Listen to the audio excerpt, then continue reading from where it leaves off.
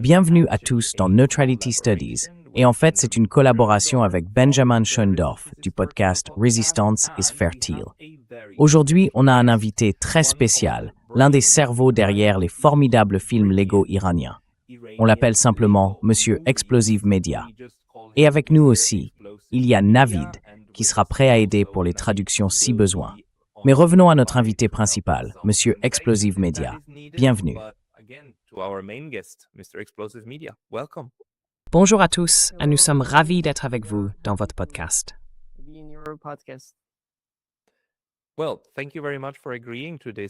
Merci beaucoup d'avoir accepté cette interview. Depuis environ 2 mois, vous réalisez ces superbes petits films en Lego, et on aimerait vraiment en savoir un peu plus sur ce qui vous motive. Alors, pour commencer, pouvez-vous nous dire pourquoi vous avez choisi de communiquer avec l'Occident à travers des films en Lego?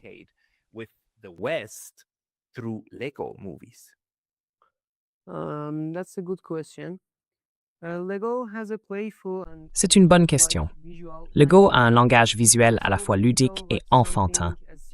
Alors, quand les gens regardent quelque chose d'aussi grave que la guerre à travers un format mignon et nostalgique, ça crée une sorte de contradiction émotionnelle, tu vois. Cette contradiction fait tomber leur défense psychologique. Et dans les médias d'aujourd'hui, les premières secondes comptent plus que tout, tu sais. Lego pousse les gens à s'arrêter sur la vidéo, au lieu de la faire défiler tout de suite. Un autre avantage, c'est que Lego permet de recréer des personnes réelles d'une manière stylisée et attachante, sans chercher l'hyperréalisme. Avec des images hyperréalistes, le public se met tout de suite à chercher les défauts. Mais avec Lego, la réaction, c'est plutôt « Ah oui, on dirait vraiment un Trump en Lego ». Et au-delà de tout ça, Lego évoque la nostalgie de l'enfance pour une grande partie du public occidental. C'est familier, rassurant et émotionnellement accessible. Parfois, un jouet peut faire passer une vérité que les gens rejetteraient si elle venait d'un politicien ou d'un journaliste. people would reject from a politician or a journalist. Excellent. Puis-je vous demander comment votre équipe s'est formée? Est-ce que vous vous êtes réunis exprès pour produire ces vidéos Lego, ou bien vous étiez déjà en contact les uns avec les autres et vous vous êtes dit que vous pouviez unir vos ressources pour affronter l'empire américano-israélien sur le terrain du récit? We were friends long before any of this started. Nous étions amis, bien avant que tout ça ne commence. Pendant environ 5 ans, on a travaillé ensemble sur des projets médiatiques centrés sur les questions intérieures en Iran. Sans vraiment s'en rendre compte, ces années nous ont préparés à ce moment. Quand le conflit a éclaté, on était déjà capable de construire un front médiatique pour notre propre pays, un front de résistance légale. Au début, notre public était entièrement iranien. Mais après la réaction internationale à notre première vidéo, on a compris que le champ de bataille était bien plus vaste qu'on ne l'imaginait.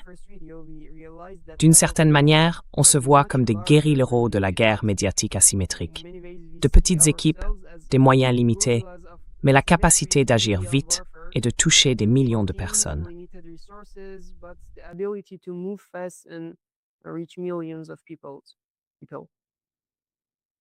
Wow, c'est une façon très intéressante de le formuler. Ça veut donc dire qu'au départ, vous pensiez que vos vidéos s'adressaient uniquement au public iranien, au public national, et que c'est seulement plus tard que vous vous êtes dit, bon, on peut aussi parler aux Américains, on peut parler aux Européens. Alors, quel était l'objectif initial de ces vidéos? Et aujourd'hui, en ce mois de mai 2026, quel est l'objectif maintenant?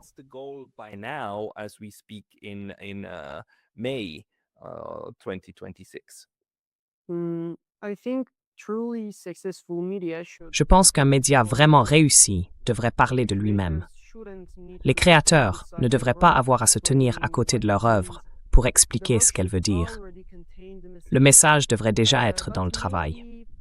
Mais peut-être que la vraie question, c'est qu'est-ce que les médias percutants attendent de ces publics occidentaux? La réponse est simple. Nous voulons que les gens se posent des questions. Nous voulons qu'ils réfléchissent par eux-mêmes, qu'ils regardent de manière critique leur gouvernement, leurs politiciens et les actions menées en leur nom. Demandez-vous, est-ce vraiment l'avenir qu'on vous avait promis? Est-ce que cette instabilité sans fin, c'est ce que vous avez passé votre vie à financer? Voulez-vous vraiment que vos impôts servent à payer des bombes qui tuent des civils et des enfants à travers le monde, et pas, vous savez, une école? Contrairement au système de propagande traditionnel, nous ne cherchons pas à imposer des croyances dans l'esprit des gens par la manipulation. Nous présentons des réalités et nous posons des questions sur ces réalités.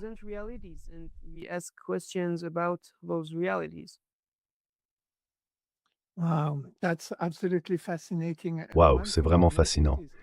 Et il y a quelque chose que j'ai remarqué.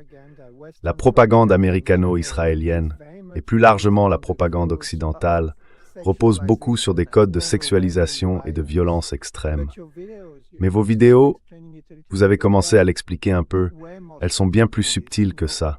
En fait, vous tournez ces codes en dérision, sans jamais les amplifier. Et on sent que vous faites appel à des valeurs plus élevées. La dignité, l'autodétermination, le respect, l'amour de la communauté, de la famille, la spiritualité et même l'humanité partagée. Vous pensez que c'est ça qui explique, au moins en partie, l'attrait presque universel de vos vidéos?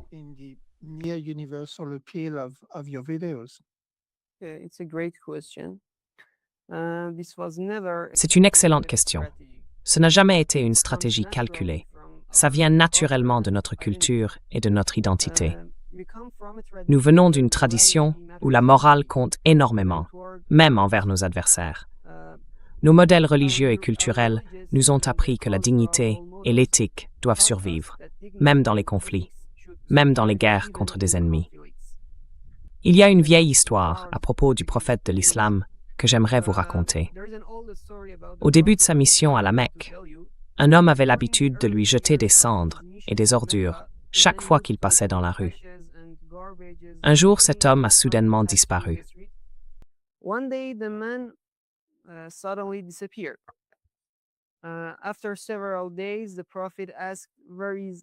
Après plusieurs jours, le prophète a demandé « Où est notre ami ?» On lui a dit que l'homme était tombé malade. Alors le prophète est allé lui rendre visite. L'homme a fondu en larmes de honte et il est devenu musulman, tu vois. Cette histoire en dit plus sur notre culture que n'importe quel discours politique. Il y a aussi un proverbe persan. Ce qui sort d'une cruche, c'est ce qu'elle contient déjà. Donc, si notre travail reflète la dignité, la retenue, la spiritualité ou l'humanité, ce n'est pas parce que ça a été conçu dans une salle de réunion, c'est simplement ce que nous sommes. Et comme tu l'as dit, c'est simplement ce que sont les médias occidentaux et les politiciens occidentaux.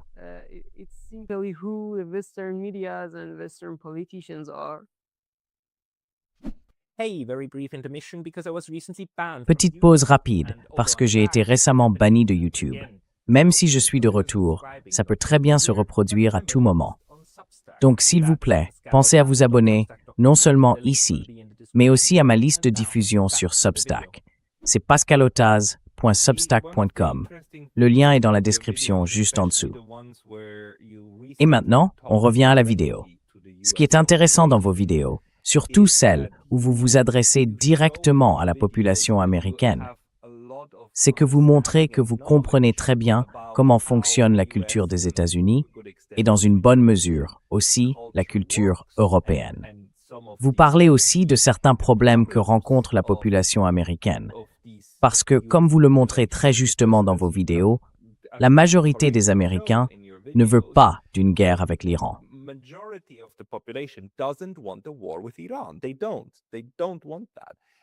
Non, ils ne veulent pas de ça. Et vous, vous êtes capable d'en parler, de parler de ces problèmes.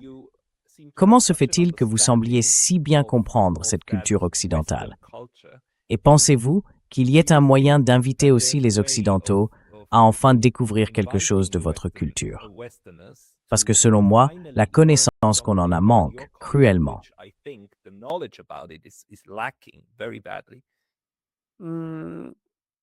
Peut-être qu'on n'est qu'une bande-annonce, tu vois, un petit aperçu qui donne envie aux gens d'aller au-delà des gros titres et de découvrir par eux-mêmes une facette plus profonde, plus humaine de la culture iranienne.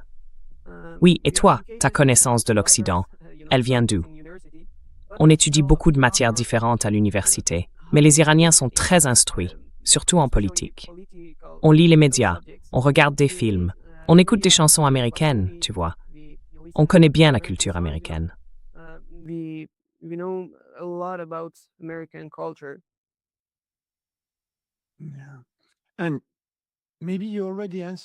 Et peut-être que vous avez déjà un peu répondu à ça, mais en tant qu'étudiant moi-même de la guerre psychologique et de la guerre des récits, quand je regarde vos vidéos, j'ai l'impression que vous en savez beaucoup sur ces sujets. Est-ce que certains d'entre vous ont vraiment étudié la question? Ou est-ce que vous savez instinctivement comment présenter des contre-récits efficaces?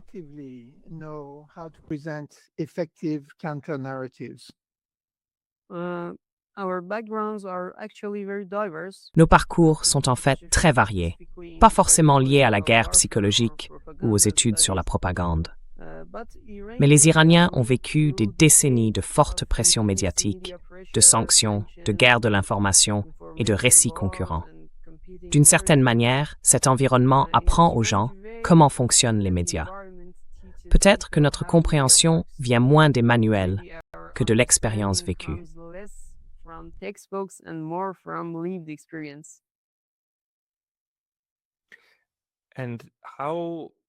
Et comment vous organisez-vous pour préparer ces vidéos?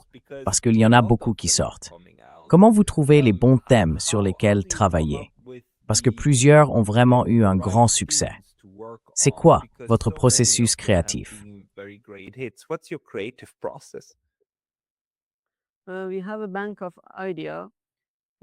Nous avons une banque d'idées, 24 heures sur 24, 7 jours sur 7. On écrit des idées, on y pense même quand on dort. On les note dans cette banque d'idées. Et quand quelque chose se passe, on en choisit une. Nous sommes des gens créatifs. Les Iraniens sont des gens créatifs. Alors on écrit très vite, on agit très vite et on réalise très vite. Je sais que beaucoup de gens nous demandent « Pourquoi vous allez si vite ?» Je ne sais pas pourquoi. Nous sommes Iraniens, nous allons vite. Je ne peux pas dire pourquoi nous allons vite.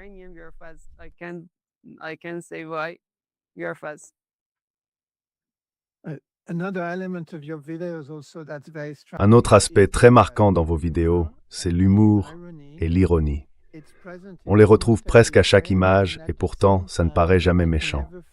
Je ne sais pas comment vous faites, mais vous restez toujours du bon côté de l'ironie, sans tomber dans un sarcasme trop sombre. C'est volontaire, ou bien c'est encore une façon de refléter la personnalité des Iraniens en général?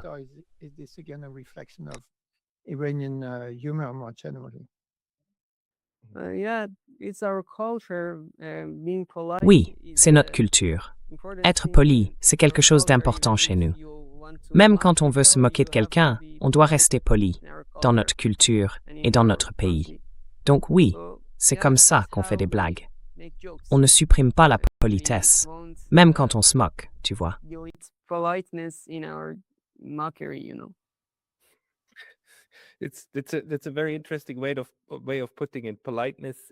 C'est une façon très intéressante de le dire. La politesse dans la moquerie. Donc, si je comprends bien, l'objectif, c'est aussi au fond de révéler la duplicité, cette attitude un peu malveillante de l'adversaire, mais sans chercher à le déshumaniser. Vous ne faites pas ça. Au contraire, dans vos vidéos, vous montrez les Américains, et les autres peuples aussi, comme des gens, tout simplement. D'autres personnages légaux, en quelque sorte, avec qui on peut se relier.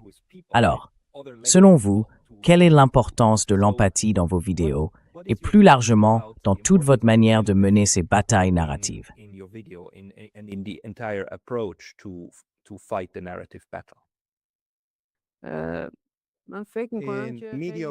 Dans le travail des médias, partager le même cœur et ressentir de l'empathie pour le public, c'est essentiel.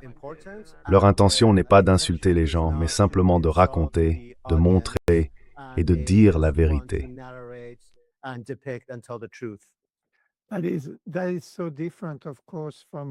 C'est très différent, bien sûr, de la propagande que diffuse l'autre camp, qui cherche surtout à humilier et à montrer qu'il est le plus fort. Et je me demande, quel est votre public cible? Vous avez dit qu'au départ c'était l'Iran, puis l'Amérique. Ou bien c'est seulement l'Amérique maintenant? Ou c'est plus large, parce qu'une partie de moi pense qu'au moins 4 milliards de personnes dans le monde regardent vos vidéos.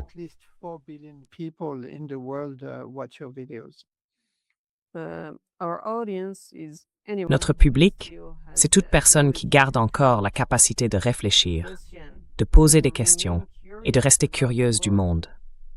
Mais forcément, comme nous sommes en guerre avec les États-Unis, beaucoup de nos histoires tournent autour de l'Amérique.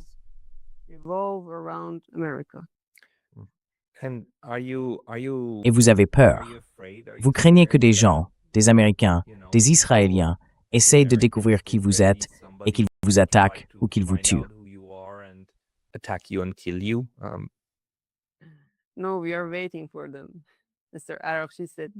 Non, nous les attendons. C'est ce que M. Arafat a dit. Mais honnêtement, pas vraiment. Beaucoup de gens ont déjà sacrifié bien plus que nous sur de vrais champs de bataille. Ces lanceurs, ces systèmes de défense aérienne, vous savez, ils ont été tués. Ce sont nos martyrs, nos héros. Pour nous, le champ de bataille, c'est celui des médias, le front de la résistance Lego. Et si quelqu'un est assez puissant pour avoir peur de quelques vidéos en Lego, ça en dit plus sur lui que sur nous. Mais s'ils nous visent un jour, notre sang numérique se transformera en un fluide de 0 et de 1, et cela les exposera plus que jamais. Si un média explosif disparaît, 1000 autres peuvent apparaître le lendemain.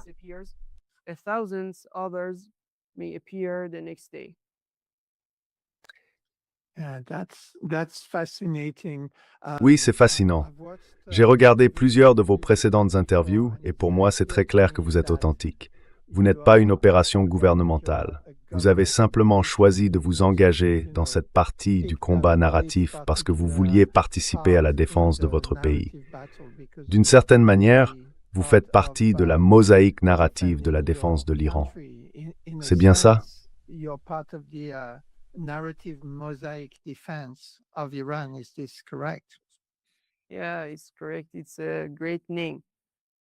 Oui, c'est vrai. C'est un très bon nom. Les murs de la censure commencent lentement à se fissurer, tu sais. Les esprits se désintoxiquent. Les esprits figés par des décennies de propagande commencent à fondre.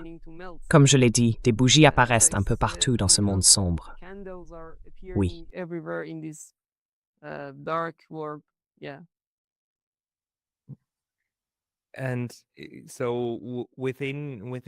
Alors aujourd'hui, comment ça se passe pour vous? Est-ce qu'il y a de plus en plus de gens qui rejoignent votre équipe ou que vous voyez peut-être aussi en Iran qui commencent à créer des choses similaires et à communiquer un peu comme vous le faites? Parce que je pense que vous avez trouvé une manière très importante de percer la carapace de l'Occident, de l'Europe et de l'Amérique et de parler directement aux gens. Est-ce que vous pensez que d'autres en Iran ou que vous envoyez reprennent ce que vous avez découvert et créent leur propre version, pas seulement de films en Lego, mais peut-être d'autres façons de communiquer avec l'Occident?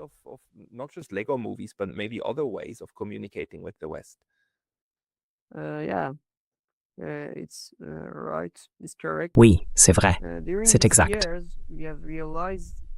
Au fil de ces années, on a compris à quel point les systèmes médiatiques modernes peuvent façonner et même endormir des populations entières. Pendant des décennies, beaucoup de gens en Occident n'ont pas été encouragés à réfléchir plus profondément aux conséquences du pouvoir mondial. Et le divertissement est devenu une distraction. La distraction, elle, s'est transformée en passivité. Et une société qui cesse de questionner devient plus facile à contrôler. Mais le monde change aujourd'hui, comme vous l'avez dit. Le monde est en train de changer. Les gens se réveillent. Le sortilège s'affaiblit. Peut-être que notre monde n'est qu'une petite bougie dans une pièce très sombre. Mais partout sur la planète, de plus en plus de bougies s'allument. Et nous pensons que la lumière finira par tout changer.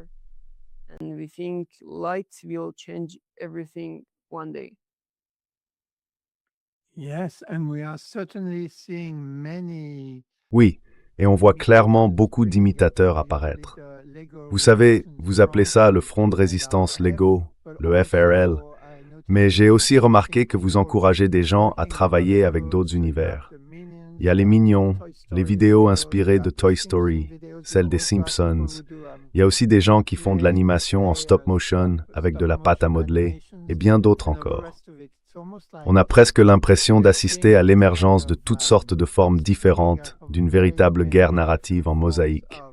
De petits groupes, parfois des gens dans leur sous-sol, qui s'emparent de cet outil d'intelligence artificielle incroyable pour mener le bon combat.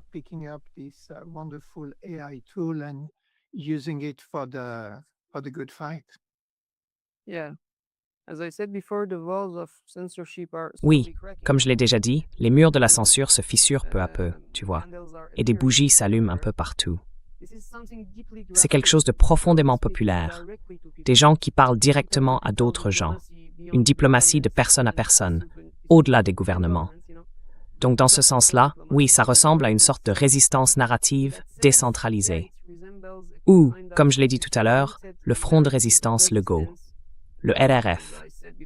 Des milliers de petites voix qui avancent chacune de leur côté, mais toutes dans la même direction. Oui. Independently, but in the same direction, yeah. Et peut-être, vraiment peut-être, à un niveau un peu abstrait, tes vidéos me paraissent très positives, tu vois, et même profondément tournées vers la paix. Donc, d'une certaine façon, oui, je vois ça comme une forme de résistance. Mais toi, est-ce que tu le considères comme une partie de la guerre ou plutôt comme une partie de la paix? Est-ce que tu vois ça comme une manière de mener le combat ou comme une façon de rétablir la paix sur le long terme?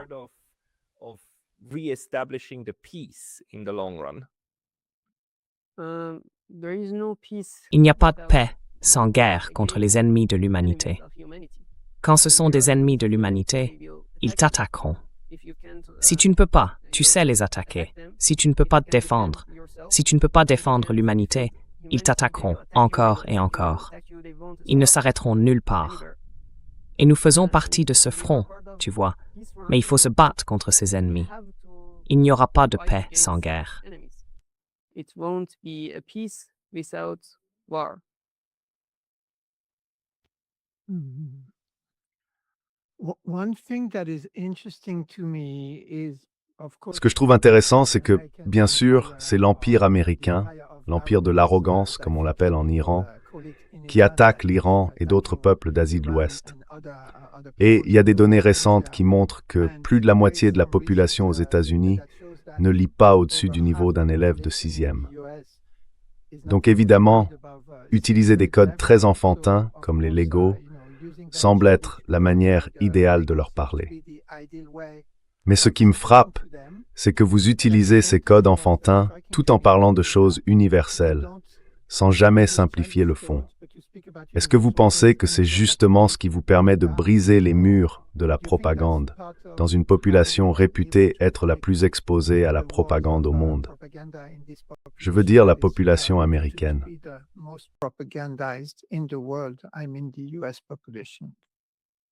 Yeah, I think that's Oui, je pense que c'est tout à fait juste. Le récit produit par l'intelligence artificielle, c'est peu coûteux, rapide, accessible et difficile à contrôler complètement pour les Occidentaux.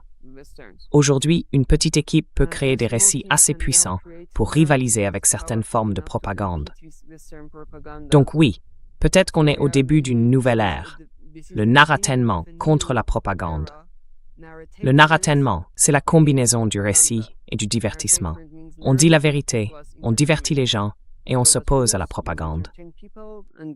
You are against propaganda.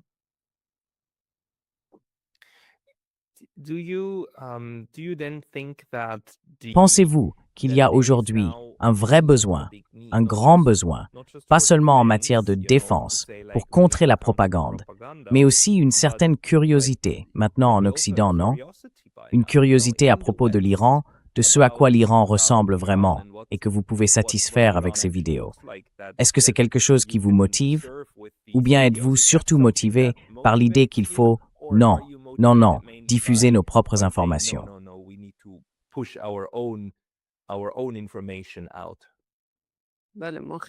They take their audience very seriously. Ils prennent leur public très au sérieux. Ils écoutent et lisent les retours qu'ils reçoivent et ils en tiennent compte pour leurs prochaines vidéos. Ils racontent même qu'ils ont reçu des commentaires où les gens leur disent « Go, vous avez vraiment fait ce que je vous avais demandé. » Donc j'avais moi-même laissé un commentaire pour suggérer quelque chose dans leur vidéo et ensuite j'ai vu que c'était présent dans la suivante. And then I saw that in the next video. One thing that is very striking to me watching your Ce qui me frappe vraiment en regardant vos vidéos, c'est à quel point vous faites sans cesse référence à la civilisation iranienne ou perse, n'est-ce pas? L'Iran, c'est le berceau d'une civilisation très ancienne, et vous y revenez souvent, en évoquant aussi de grandes figures de cette culture. Alors, est-ce que c'est un choix délibéré? Parce que, face à un adversaire dont la civilisation, si on peut l'appeler ainsi, a à peine 250 ans, on se demande si c'est voulu. Je trouve que c'est très fort aussi, parce que ça donne une vraie idée de la profondeur de cette société, de son enracinement dans sa propre manière de vivre et de tout ce qu'elle a apporté à l'humanité. Et ça, vous le montrez très bien dans vos vidéos.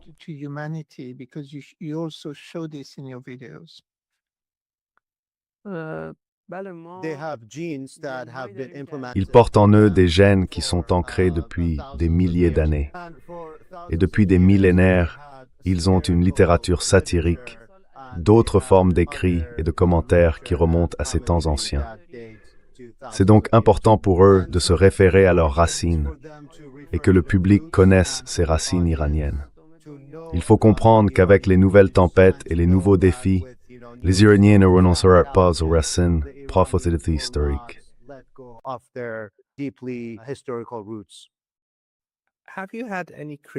Avez-vous reçu des critiques venant de l'intérieur de l'Iran, de personnes qui pensent que ce n'est pas approprié ou que ce n'est pas la bonne manière de communiquer les priorités du pays?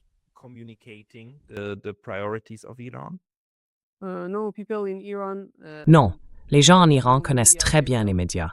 Ils nous aiment, ils sont fiers de nous, et ils savent que notre travail compte. Ils savent que les médias comptent. Ils nous aiment. Je suis vraiment content d'entendre ça.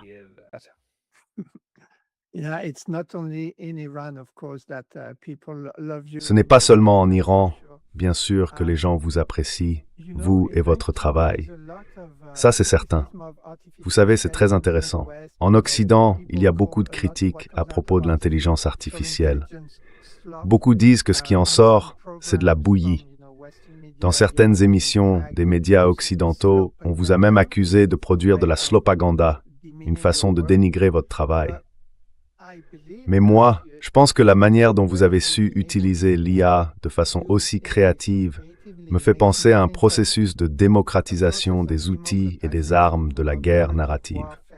Un peu comme l'AK-47, qu'on appelait le grand égalisateur, ou même les drones Shahed, qui ont complètement changé le visage de la guerre. Ils ont donné à des gens qui ne venaient pas du cœur de l'Empire les moyens de se battre efficacement, non seulement sur le champ de bataille réel, mais aussi maintenant sur le champ de bataille narratif. Comment voyez-vous cela?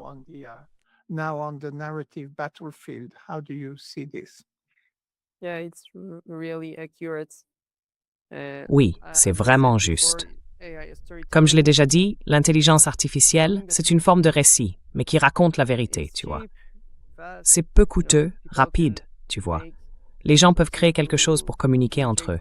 C'est une diplomatie d'humain à humain. Donc oui, c'est un peu comme un drone Shahed sur le champ de bataille médiatique. J'adore ce nom.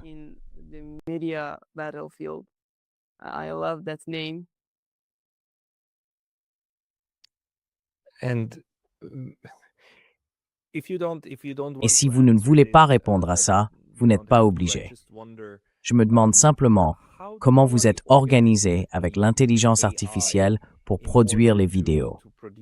Est-ce que vous avez un grand modèle de langage sur votre propre serveur ou bien vous utilisez des sources externes? Parce que la qualité que vous proposez est vraiment très élevée. Ça doit être compliqué à gérer sur le plan technologique, non?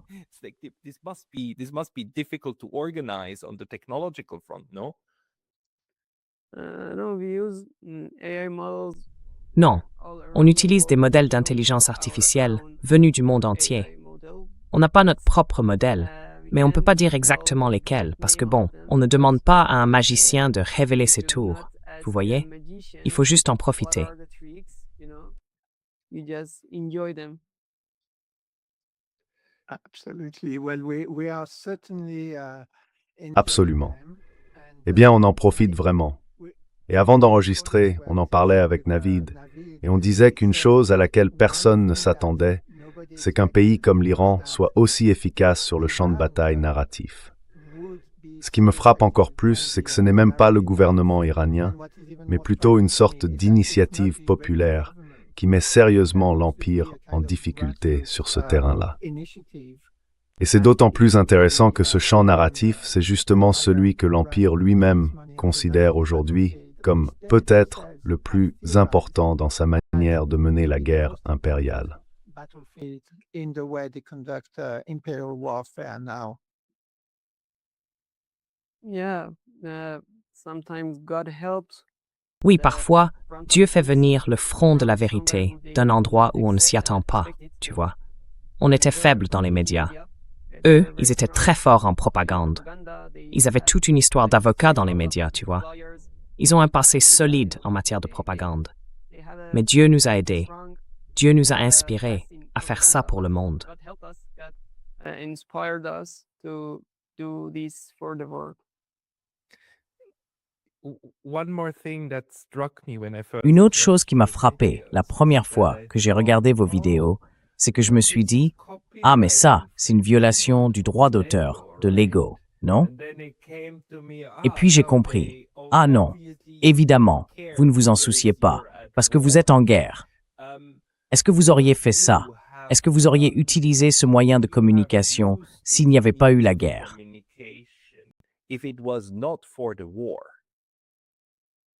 Um, I can say no. Je peux dire non. It's not On n'allait pas faire une vidéo Lego si ce n'était pas une guerre. make a Lego Peut-être que la video. guerre peut... It was not a war, you know. Maybe La guerre peut révéler une force, un potentiel chez les gens, dès qu'elle commence. La nuit, en Iran, les gens descendent dans la rue et crient « À bas l'Amérique !» Ils sont avec nous, avec les forces armées iraniennes.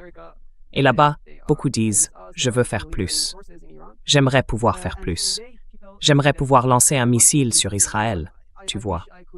C'est notre front, c'est notre champ de bataille.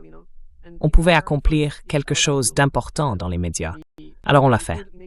C'était notre capacité. It was our ability. Ce qui me frappe vraiment, c'est à quel point cette guerre révèle l'Iran comme une société incroyablement avancée, dans absolument tous les domaines. Vous avez bien sûr ces missiles impressionnants.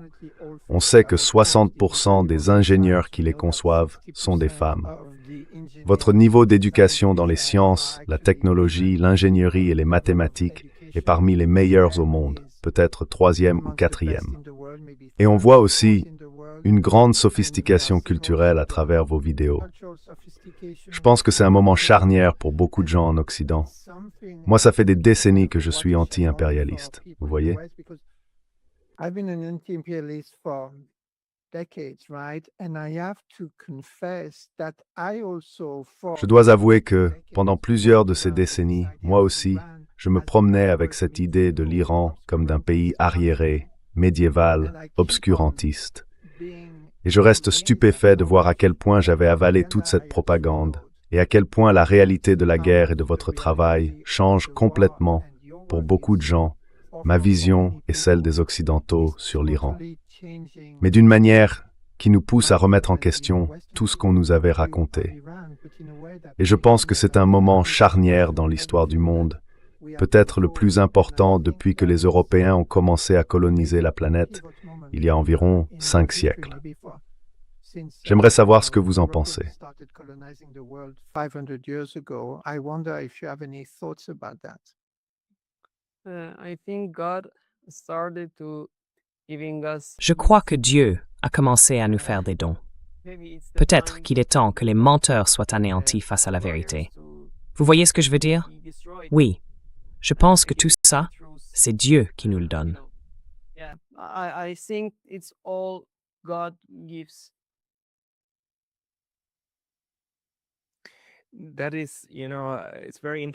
C'est, vous savez, très intéressant de vous écouter, de voir comment vous réfléchissez à votre travail et comment il s'intègre à ce qui se passe en ce moment dans la politique mondiale.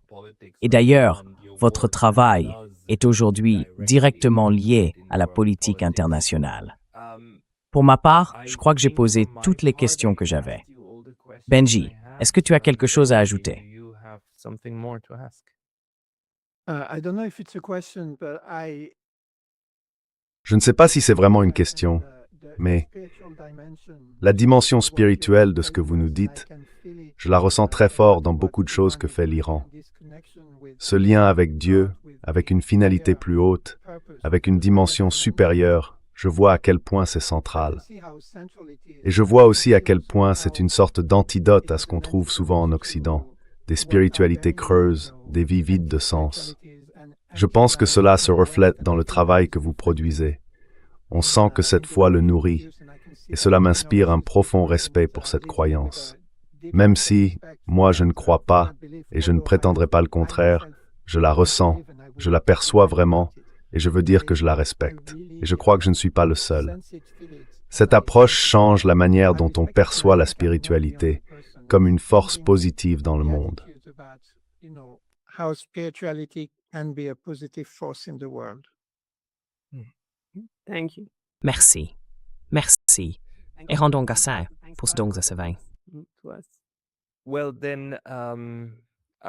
Eh bien, je voudrais vraiment vous remercier encore une fois d'avoir pris le temps de nous expliquer vos motivations et vos réflexions. Merci aussi à Navid, notre traducteur, qui, je le précise, n'a absolument aucun lien avec vous, d'aucune manière. C'est totalement indépendant. Et nous avons hâte de découvrir les prochaines productions d'Explosive Media.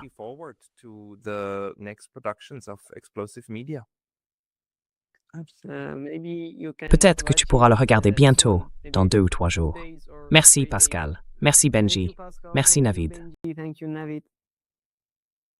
Merci Explosive Media.